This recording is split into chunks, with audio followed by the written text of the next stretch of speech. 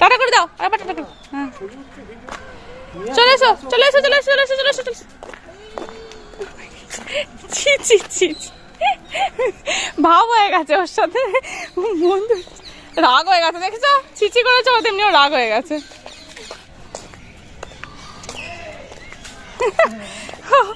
ও ক্লান্ত হয়ে গেছে।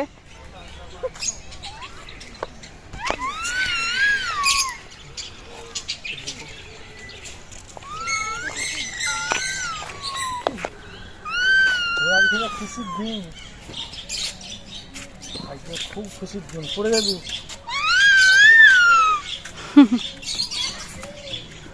খুব খুশির দিন।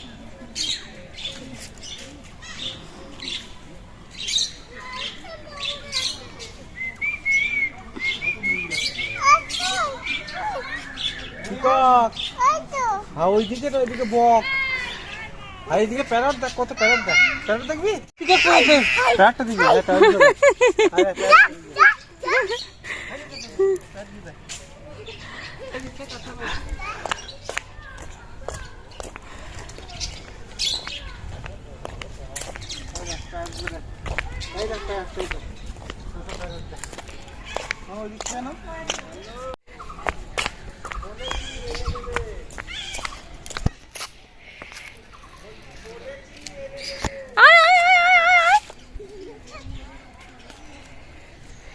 এই দেখো কি সুন্দর পাখা মিলেছে, ওয়াও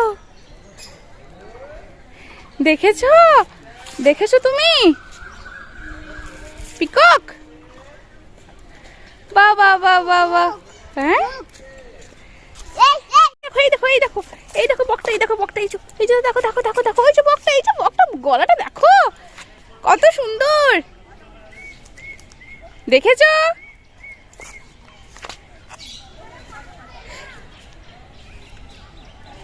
কত সুন্দর। কোনটা পিকক? আর এটা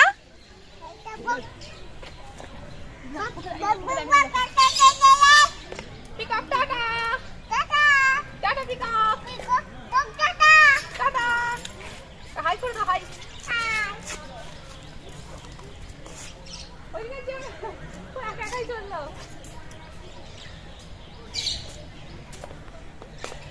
মানে পিকককে হাঁটছে, মানে পিকককে হাঁটছে।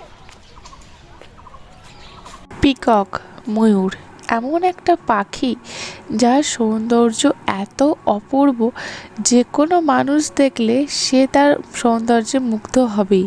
তোমাদের দাদাভাই আমাকে সেটাই বলছিল যে দেখো কত সুন্দর, এবং ময়ূরের যে গলায় মানে যেটাকে ময়ূরকণ্ঠী রং আমরা বলি, সেই রংটা তো মানে অপূর্ব। ময়ূরের যত রং আছে আমাদের সব থেকে বেশি ভালো লাগে ময়ূরের গলার রংটা, এবং পেখমের তো মানে কি বলবো, ওর তো আর কোনো বর্ণনা দেওয়াই যায় না। তো সেটা নিয়ে আর কি তোমাদের দাদাভাই এবং আমার মধ্যে এখন কথাবার্তা চলছে, আর একদম মনোমুগ্ধ হয়ে আমি এখন ময়ূরটাকে দেখছি। চলো এখন পিকককে টাটা করে আমরা যাব অন্যান্য জীবজন্তু দেখতে। এখানে তো দাঁড়িয়ে থাকলে হবে না, আর তোমাদের অশ্মি রানীকে দাঁড় করাচ্ছি, তোমরা তো বুঝতেই পারছো কতটা কষ্ট করে ও চারিদিকে ছুটে বেড়াচ্ছে। তারপরে তো এখানেতে এলাম সজারু দেখতে। প্রথমে দেখলাম হয়তো একটা দুটো রয়েছে, কিন্তু তার পাশের খাঁচাটাতেই দেখলাম, যেটা আমি এতক্ষণ ধরে খেয়াল করিনি, সেখানেতেই প্রায় 8-9টা মতো সজারু ছিল। এক এক প্রাণী তার এক এক রূপ, বিভিন্ন প্রাণী তার বিভিন্ন রূপ। সজারু দেখে বেশ ভালো লাগলো। তবে অশ্মি তোমাদের কি বলতো, যেখানেই যার কাছে যাচ্ছে সেখানে গিয়ে তার কাছে মনোমুগ্ধ হয়ে তাকে দেখছে, তার সাথে কথাবার্তা বলার চেষ্টা করছে, কিছুতেই আর তার সামনের দিকে যেতে চাইছে না। অনেক কষ্টে ভুলিয়ে ভালিয়ে এটা বলে যে সামনে দেখো এই আছে, সামনে ওই আছে, এই সমস্ত বলে আর কি ওকে নিয়ে যাওয়া হচ্ছে।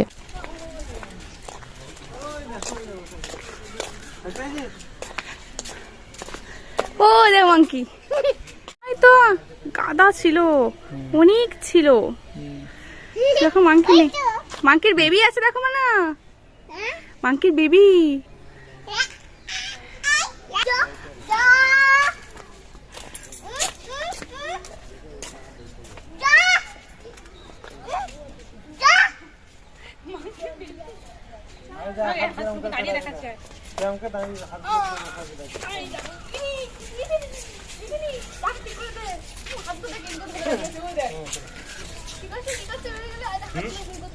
বাড়িয়ে দাও।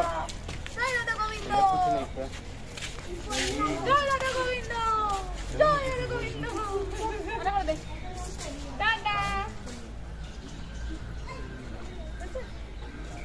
এই দেখো।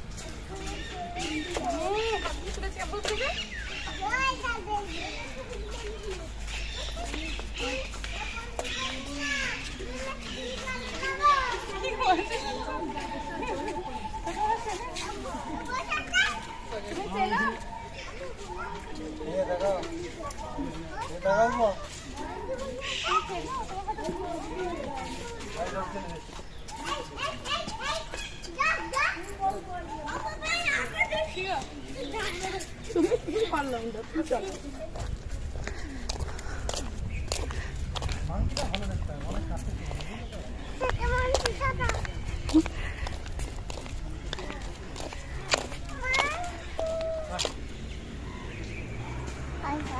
ওই দেখো একটা বসে আছে, ওই দেখো।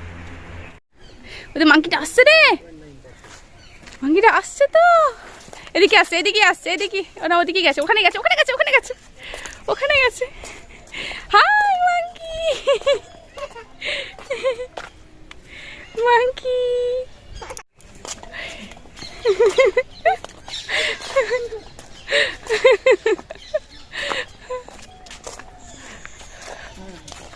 আর ও কেমন ঘুমোচ্ছে দেখো একা।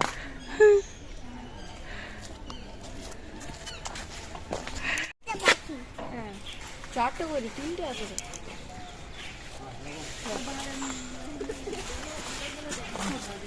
কি দেখলে? হ্যাঁ কি দেখেছো বলো না। কি দেখেছো? কি দেখেছো? মাংকি দেখেছো? তিনটে বাচ্চা দেখেছো? আর এটা এমু, এটা এমু পাখি।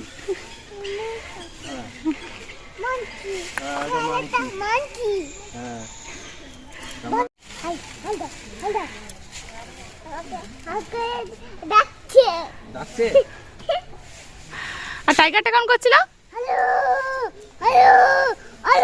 অমনি করছিল। তোমাকে ভয় লাগে?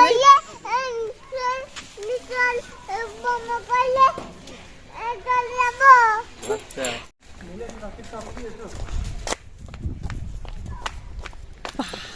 এর পিছন দিকটা, সামনের দিকে ঘোর বাবা।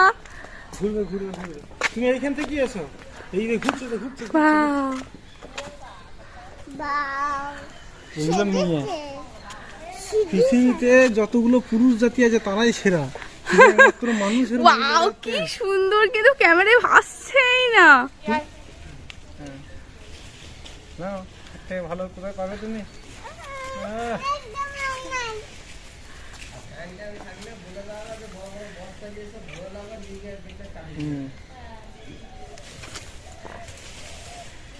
একদম কাছে এসেছে। কাছেই নাও না।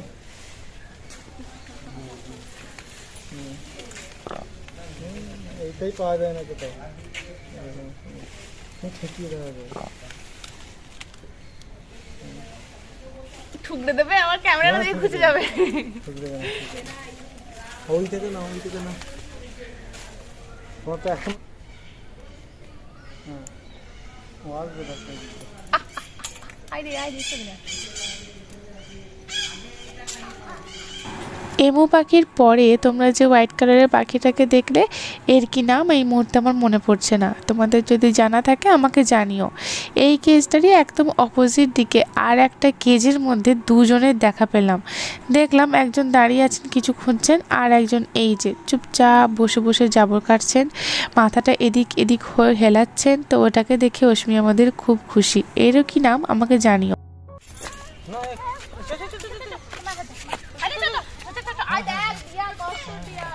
কত দিয়া কত দিয়া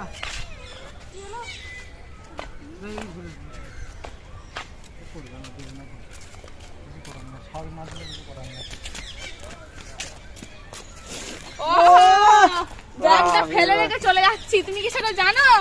ব্যাগ ফেলে রেখে চলে যাচ্ছি, তাহলে হাঁটবে কেন? হাতটা ধরো, হাতটা ধরো।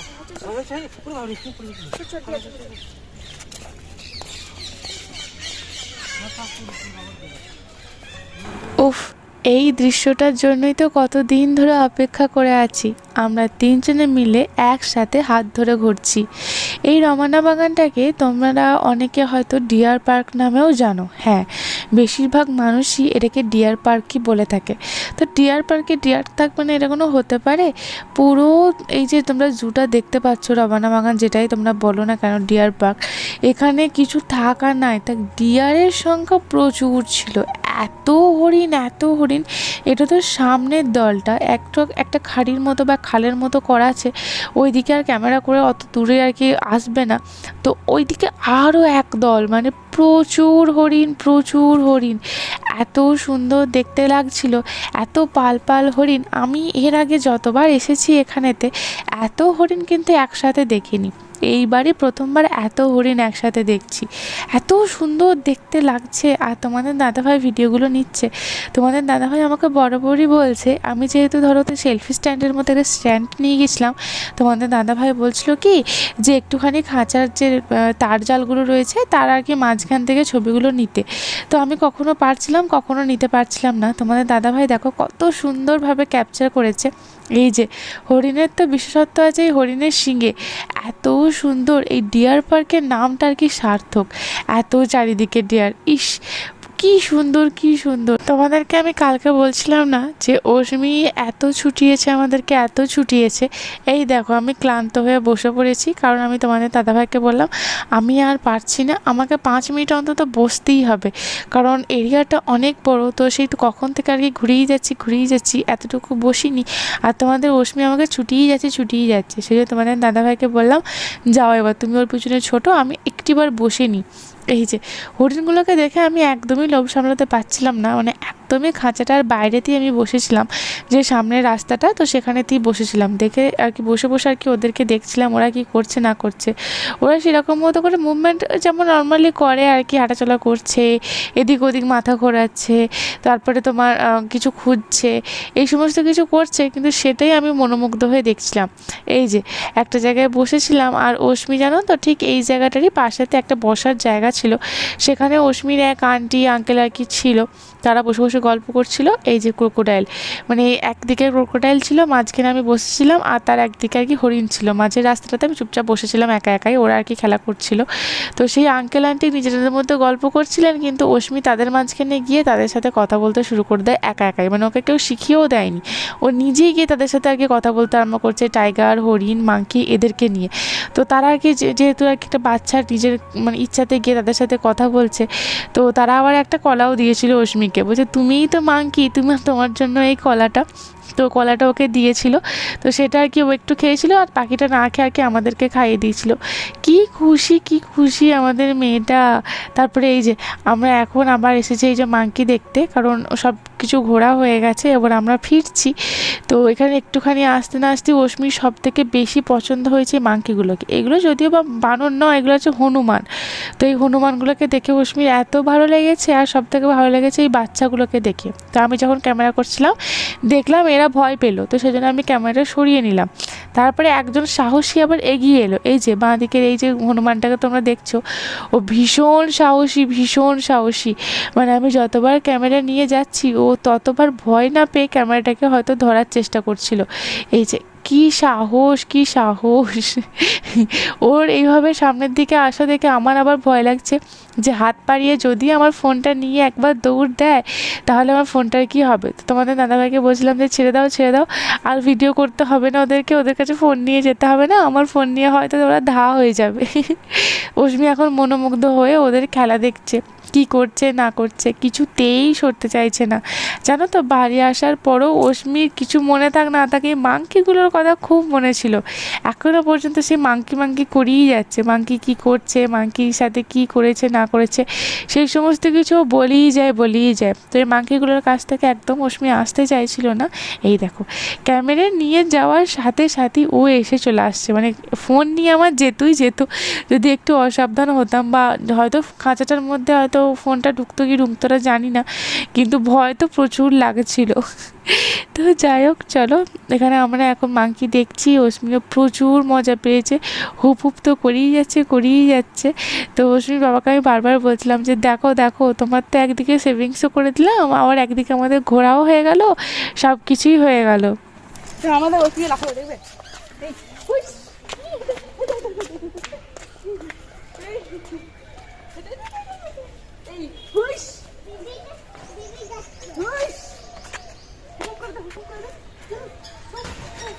শোনো না চলো, এখানে অনেকক্ষণ হয়ে গেছে, চলো।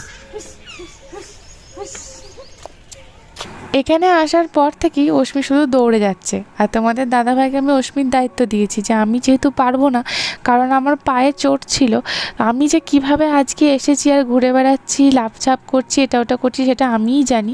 যাই করছি মনের জোরে, কারণ আমার পায়ে প্রচণ্ড ব্যথা, সেটা একমাত্র তোমাদের দাদাভাইই জানে। তো অস্মিও দৌড়াচ্ছে, তার পিছন পিছন তোমাদের দাদাভাইও দৌড়াচ্ছে। না ওদিকে আর যেতে নেই, চলো ওদিকে আর যাবো না, ওদিকে আর যাবো না, বাবার কাছে চলো, জল খাবো। ওই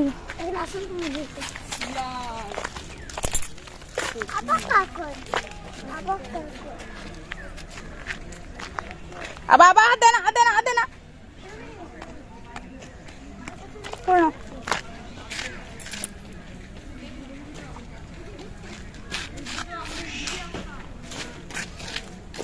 চলো বাবার কাছে চলো।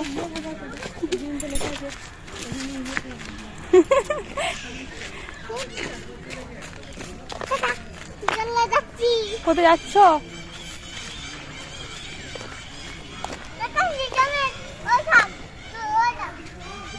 তুই ওই থাক। এই যে দেখো, অস্মি দিয়েছে দৌড়, আর তোমাদের দাদাভাইকে আমি পাঠিয়েছি জল আনতে, কারণ তেষ্টায় পুরো বুক ফেটে যাচ্ছে। ব্যাগের মধ্যে যা জল ছিল অলরেডি সেই সমস্ত কিছু শেষ হয়ে গেছে। তো ও দৌড়ে এমন পালাচ্ছে, তো আমার পায়ে চোট থাকা সত্ত্বেও আমাকে দৌড়ে ওর পিছনে গিয়ে ওকে আনতে হয়েছে, নাহলে কোথায় কোন দিকে ঢুকে পড়বে আমি আমার মেয়েটাকে খুঁজেই পাবো না। তো সেই জন্য বাধ্য হয়ে ওর পিছনে আমাকে দৌড়ানো। তারপর অস্মির বাবা জল নিয়ে চলে আসতে অস্মি আবার অস্মির বাবার দিকে ছুট।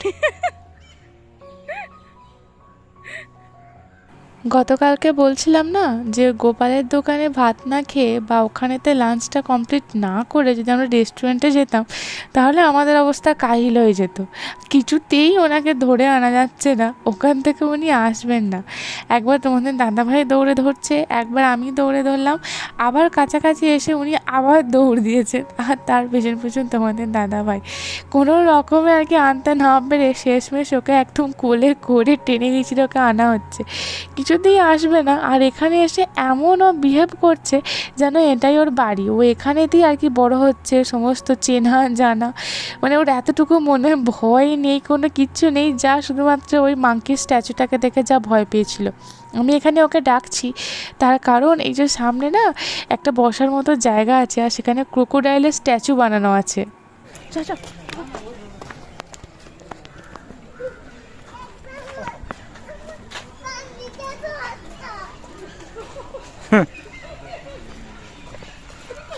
হাতটা কামড়ে দেবে।